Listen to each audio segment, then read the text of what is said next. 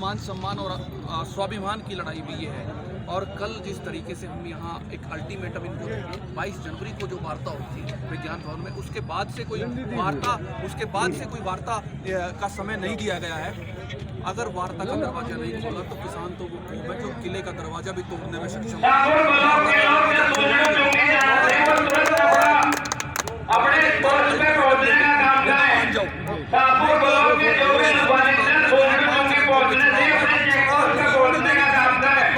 उन सरकारों को चुनने का फायदा क्या है नहीं करती है। तो भाजपा के पन्ना प्रमुखों के चक्रव्यूह को तोड़ेंगे किसान प्रमुख, शक्ति प्रमुख की रीढ़ तोड़ देंगे किसान प्रमुख, और चौकीदार को टक्कर देगा किसान। और इन बेशरम भाजपा नेताओं को, जुमलेबाजों को कहीं का नहीं छोड़ेगा किसान।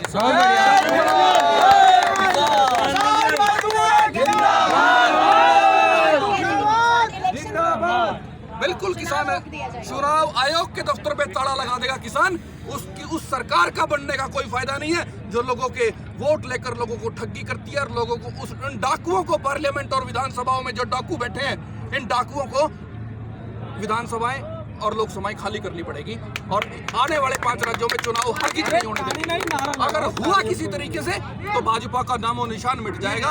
जिस तरीके से ये 300 से अधिक सीटें लेकर आई है, तो जहां से शुरुआत हुई थी 2 सीटों से, 2 पर भी किसान ने अगर इसको नहीं पहुंचा दिया तो किसान भी अपनी मूंछ कटवा देगा। अच्छा, इसी बीच एक सवाल। जय जवान जय किसान यूनियन।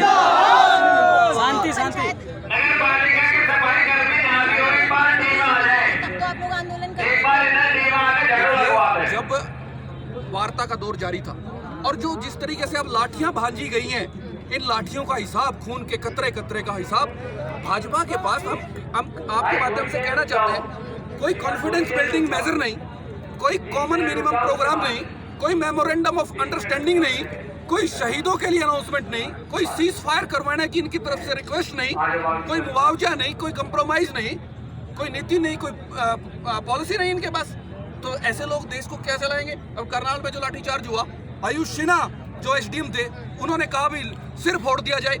यूपीएससी को भी अपनी प्रक्रिया में सुधार करना चाहिए, साइकोमेट्रिक टेस्ट मजबूत करना चाहिए। गंदी साइकोलॉजी के लोग, और वहां एक अधिकारी ने, पुलिस अधिकारी ने कहा नाम न छापे जाने की शर्त पर, हमने लाठियां इसलिए मारी, हम हस्तिनापुर के अधीन हैं। और हस्तिनापुर का जो वहां का युवराज ओम प्रकाश धनखड़ बीजेपी का प्रदेश अध्यक्ष है, उसके इशारे पर लाठियां मारी गई। और जिस तरीके से मुख्यमंत्री और प्रधानमंत्री धृतराष्ट्र की तरह आंखें अंधी कर बैठे हैं और दुर्योधन रूपी ये युवराज इन्होंने किसान का जीना दूभर कर दिया। पूरे देश का किसान, मजदूर, गरीब, मजलूल, गांव देहात, छोटा आड़ती, मुनीम, पल्लेदार, नौजवान इनके खिलाफ उठ खड़ा हुआ है। अब आप बीजेपी को दोष दे रहे हैं, लेकिन एक बात बताइए, कितनी सारी सरकारें आई, अगर यूपी में देखें तो समाजवादी पार्टी, मायावती, इवन हरियाणा में देखिए कितने सारे सरकारें, लेकिन किसानों की बात तो किस सरकार ने किया, वो बताइए फिर। जिस सरकार ने किसानों के हित की बात करी, अगर ओम प्रकाश चौटाला ने कंडेला में गोलियां मारी, अगर भजन लाल जो हरियाणा का मुख्यमंत्री था उसने किसानों पर गोलियां चलवाई, तो कहाँ हैं? उनकी पीढ़ियां भी तरस रही हैं आज सत्ता में आने के लिए। जो भी सरकार, हम किसान एक जमात है और इस जमात में करामात है, और जो राजनीतिक षड्यंत्र के बहाने से बीजेपी अकेली सत्ता में नहीं आ सकती तो एनडीए का ड्रामा कर दिया, कांग्रेस अकेली सत्ता में नहीं आ सकती तो यूपीए का एक गठजोड़ बना लिया। अब इनके जो गठजोड़ हैं वो बेनकाब हो चुके हैं और इनके सहयोगियों को भी अब सत्ता में जो है वो बीजेपी सरकार है। जो सरकार होती है वो लोकल गार्डियन होती है। लोकल गार्डियन का काम है किसान की फसल उचित रेट पे बिकवाना, भुगतान की गारंटी और बिकवाने की गारंटी। पर कानूनों के माध्यम से ये बीजेपी सरकार ये कह रही है भी किसान फसल उगाए और व्यापारी खरीदे, हमारा बीच में कोई रोल नहीं है, हमारा पास इतना खजाना नहीं है भी हम इनकी सपोर्ट कर सके। जब बनवाया था तब मोदी जी ने कहा था, आप कसमें खाई थी, अभी कह रहे हैं मोदी जी 2022 तक किसानों की इनकम दुगनी कर देंगे। 2022 में मोदी जी जो कहा है, 2022 में जो मोदी जी ने कहा है हम किसानों की आमदनी दोगुनी करेंगे, तो 1 जनवरी 2022 से जो भी किसान की फसल होगी उसके हम दुगने भाव के लिए, चाहे वो हमें लखनऊ में प्रदर्शन करना पड़े, चाहे विधानसभाओं में, चाहे लोकसभाओं में मंडियां खुलवानी पड़े। इन्होंने जो वादा किया है और इनके वादे पे अगर ये खरा नहीं उतरे तो लोकसभा और विधानसभाओं को जहां ये डाकू बैठे हैं उनको मंडियों में बदलना पड़ेगा। इन लोगों की कोई जरूरत नहीं है, किसानों की मंडियां खुले जहां ये बैठे हैं और किसान की फसल। बात ये भी हो रही है कि किसान नेता भी राजनीति कर रहे हैं। किसान नेता कोई राजनीति नहीं कर रहे, हम अपने घरों को आराम से चले जाएंगे। बात दो है सिर्फ, हमें प्रधानमंत्री से, अमित शाह से, नरेंद्र तोमर से मिलने का कोई शौक नहीं है। उनकी रोटियां नहीं तोड़ना चाहते हम हमने तो मीटिंगों में विज्ञान भवन की, मैं उनका पानी तक नहीं पिया, अपना लंगर लेकर जाते थे।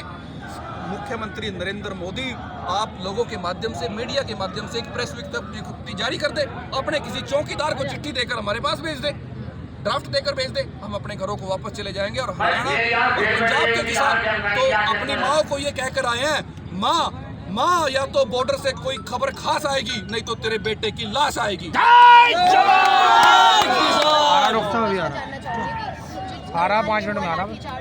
उसमें अभी तक देखा गया बुजुर्ग लाठी चार्ज खा रहे हैं, लेकिन एक भी किसान नेता को लाठी नहीं पड़ी, उस पर आप क्या कहेंगे? मैं भारतीय किसान मजदूर नौजवान यूनियन का राष्ट्रीय अध्यक्ष, संयुक्त किसान मोर्चे का मेंबर हूँ। विज्ञान भवन में मीटिंगों के दौरान शामिल रहा हूँ, पूसा में जो अमित शाह से मीटिंग थी उसमें भी शामिल रहा हूँ, और मुझे ये लाठियाँ लगी हैं। आप कैसे कह सकते हैं जो मौके पे ऐसा लोग कह रहे हैं, मेरे तो बस वही सवाल थे।